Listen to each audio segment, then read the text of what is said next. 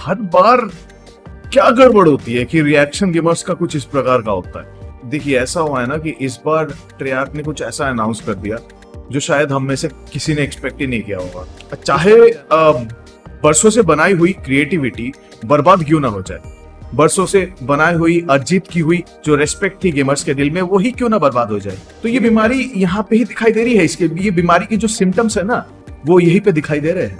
एक ऐसा गेम जो क्रैश तो होती है लेकिन इस हद तक क्रैश होती है क्योंकि इंटरनेट कनेक्शन बहुत जगह टीयर 2 सिटीज या टीयर 3 सिटीज में स्टेबल नहीं होती।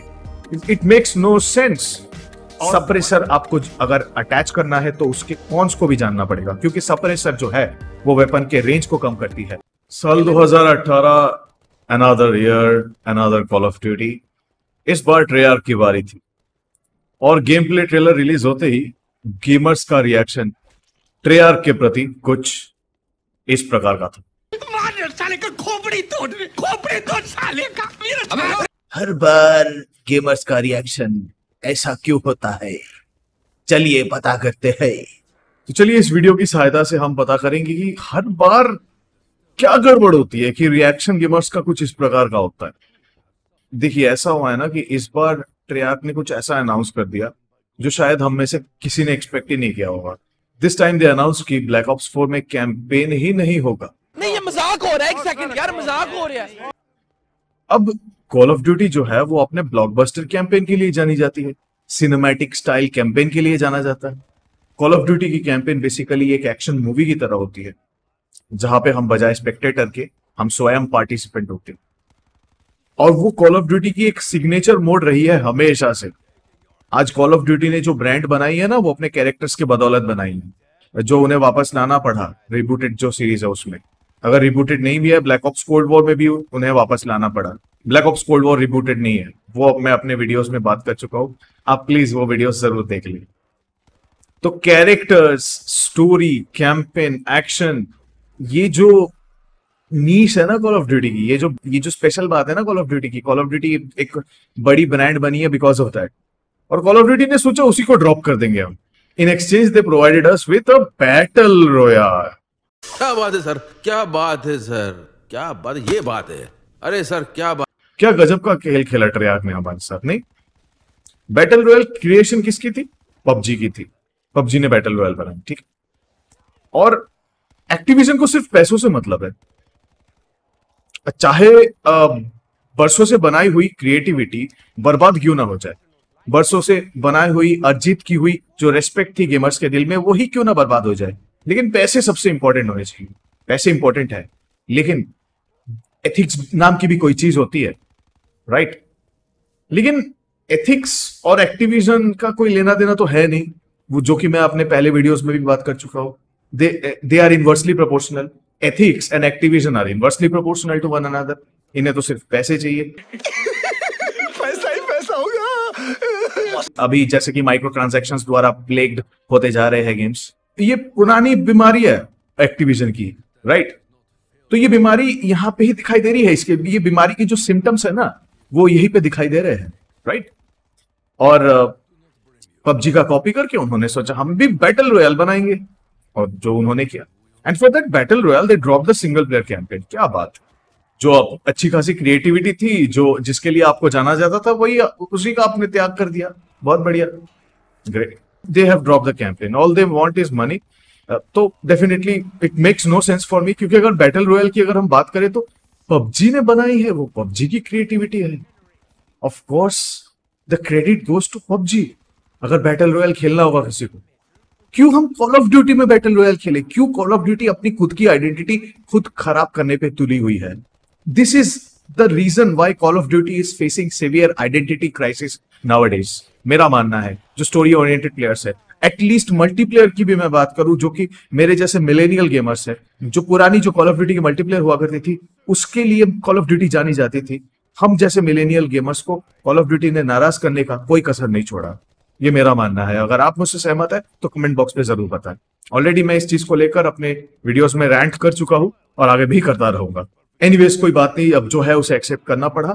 तो आज की जो रिव्यू होगी वो 3 हिस्सों में बटी होगी। सिंगल प्लेयर कैंपेन तो नहीं है, खैर मल्टीप्लेयर और zombies। मैं बैटल रॉयल रिव्यू नहीं करूंगा बिकॉज ब्लैकआउट की सबसे पहली तो मैच नहीं मिली मुझे। जब मैंने गेम को ओन करा था इन द ईयर 2020, 2 साल बाद मैंने खेला इस गेम को, और तब मुझे कोई भी मैचेस नहीं मिले। अगर मिलती भी तो तब पर भी मैं शायद ही रिव्यू करता, बिकॉज अगर मुझे बैटल रॉयल खेलना होगा तो जिसकी ओरिजिनल क्रिएशन है मैं वो खेलूंगा, मैं पबजी खेलूंगा। अगर मुझे बैटल रॉयल खेलना होगा तो why would I play the सस्ता version of PUBG, why would I play world of PUBG call of duty version, मेरे हिसाब से सही नहीं है। तो मैं सिर्फ मल्टीप्लेयर और zombies की रिव्यू करूंगा जो कि कॉल ऑफ ड्यूटी की सिग्नेचर मोड है। ट्रेआर्क तो हमेशा से ही अपने zombies के लिए जानी जाती है, क्योंकि zombies जो मोड है वो ट्रेआर्क ने ही इंप्लीमेंट करी है। Nacht der Untoten which means night of the undead from call of duty world at war, जो सबसे पहले ट्रेआर्क ने ही रिलीज करी थी, और वो अपने आप में ही बहुत बढ़िया मैप थी। और उसी के साथ शुरुआत होती है zombies की, जिसके बारे में मैं अपने ब्लैक ऑप्स कोल्ड वॉर के वीडियो में भी बात कर चुका हूं, आगे भी बात करता रहूंगा। तो अगर आपने वो वीडियोस नहीं देखे हैं तो जरूर मेरे चैनल पे जाके उन तमाम वीडियोस को आप देख लीजिए। चलिए शुरू करते हैं मल्टीप्लेयर के साथ। मल्टीप्लेयर के बारे में बात करने से पहले थोड़ा सा एक बैकग्राउंड देना चाहूंगा about the technical capabilities of this game. मान लीजिए अगर आप सबसे मैंने एक सवाल पूछा कि what do you understand by a broken game, तो आप में से कईयों का आंसर होगा the game which crashes. Correct. The game that have some technical flaws, correct frame rate drops, stuttering issues और disconnect problems। लेकिन अगर मैं आपसे एक बात कहूं कि एक ऐसा गेम जो क्रैश तो होती है लेकिन इस हद तक क्रैश होती है कि वो पूरे सिस्टम को फ्रीज कर दे, it sounds really annoying, right? यही हुआ था ब्लैक ऑप्स 4 के लॉन्च के दौरान।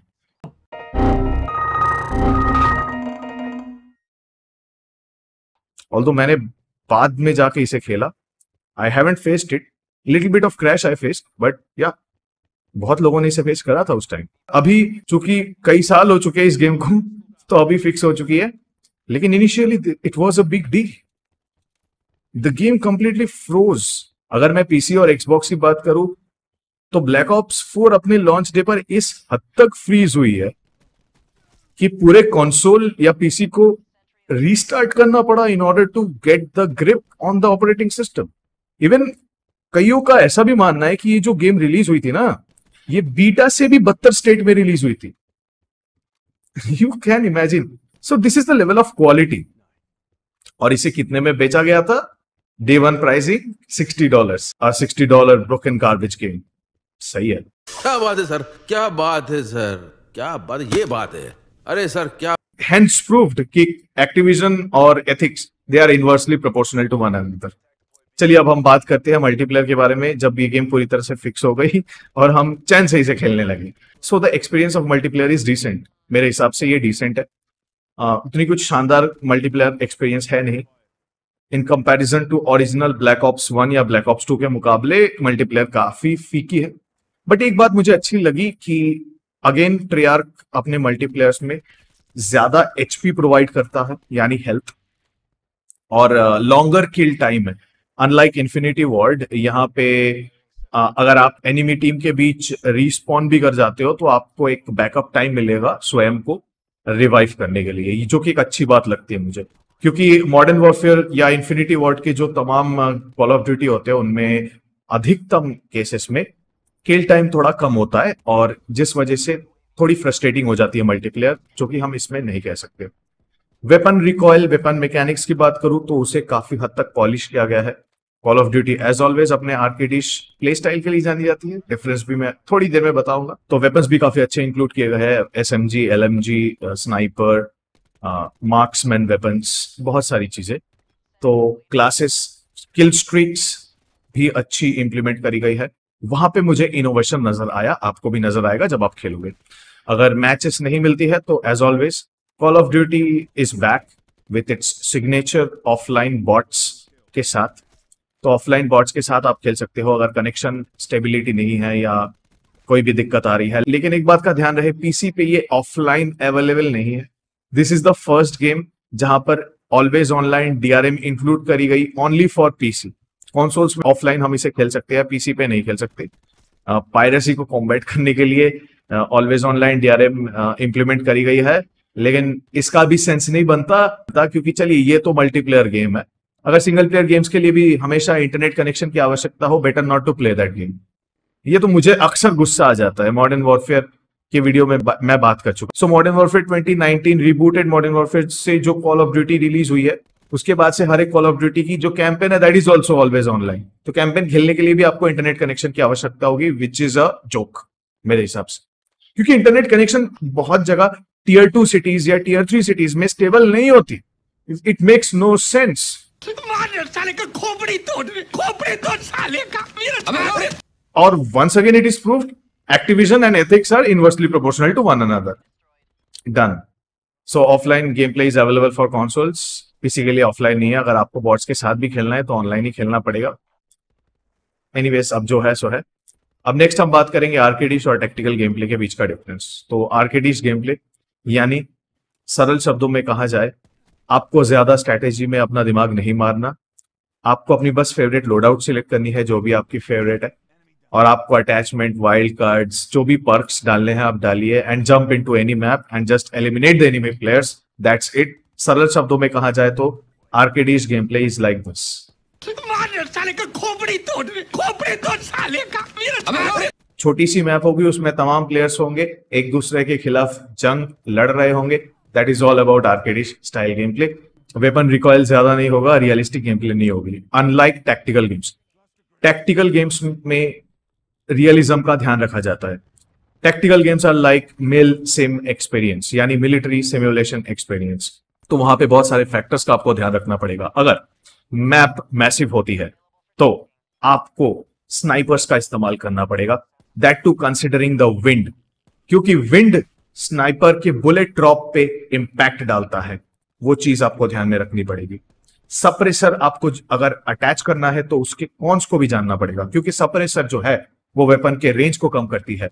एलएमजी या लाइट मशीन गन आपको अच्छे से डिफेंड कर सकती है, लेकिन एलएमजी की एक सबसे बड़ी कॉन होगी massive recoil.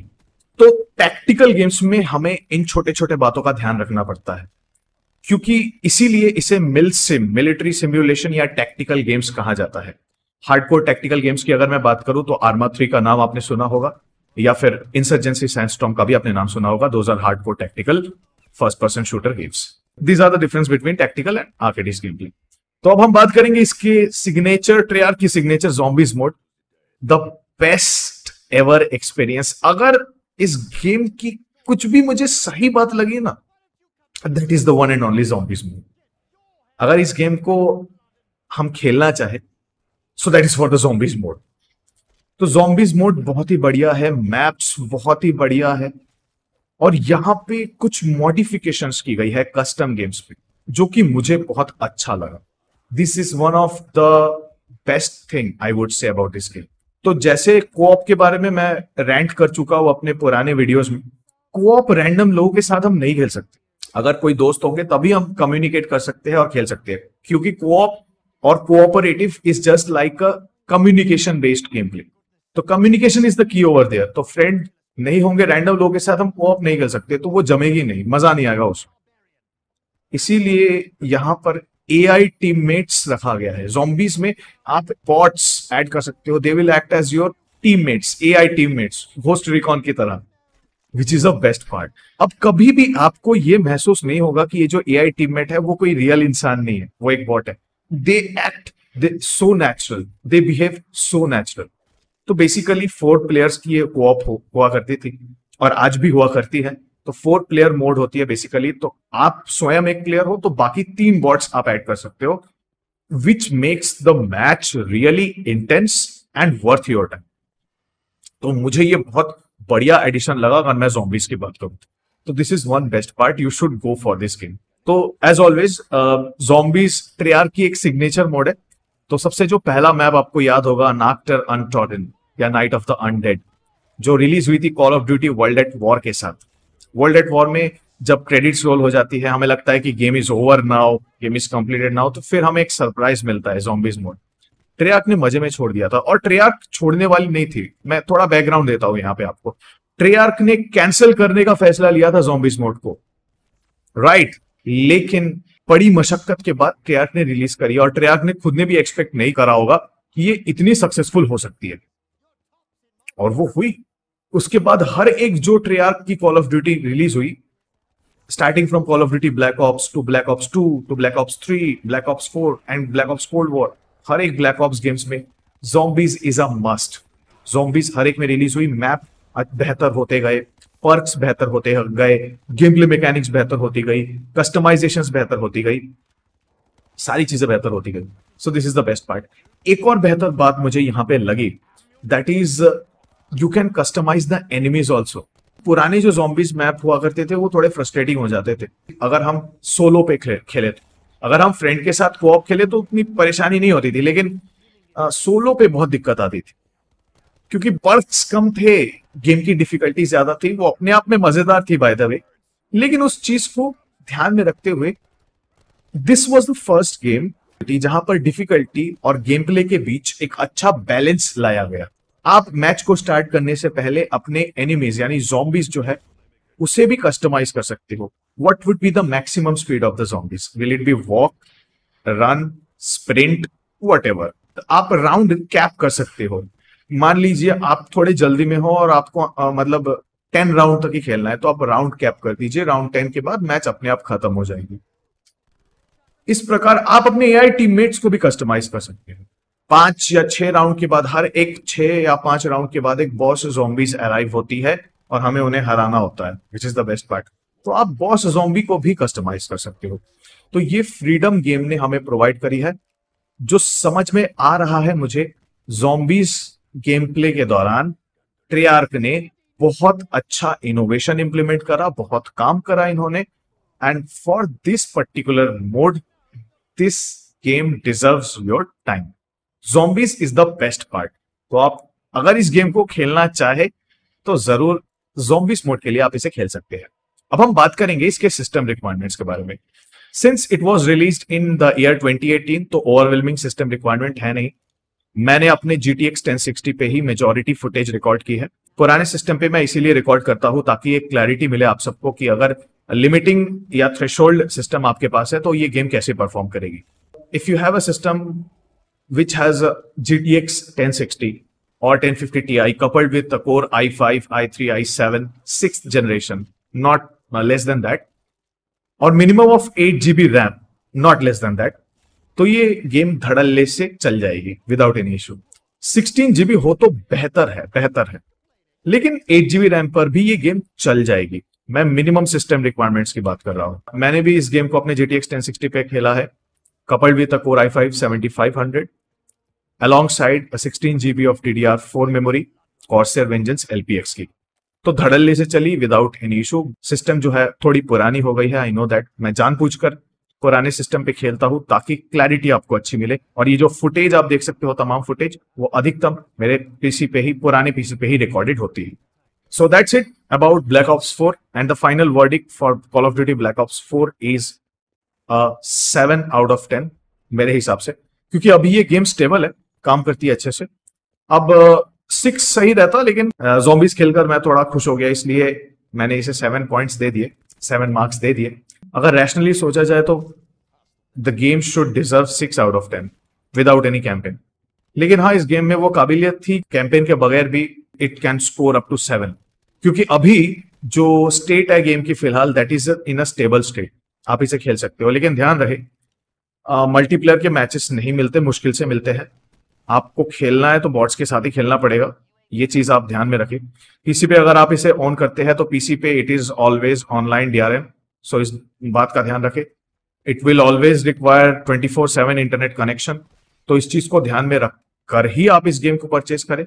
If you have internet connection problem, unstable internet, so don't go for it, मैं तो यही कहूंगा। कॉन्सोल पे ऑफलाइन खेल सकते हैं, कोई दिक्कत नहीं है, अगर इंटरनेट कनेक्शन नहीं भी होगी तब पर भी।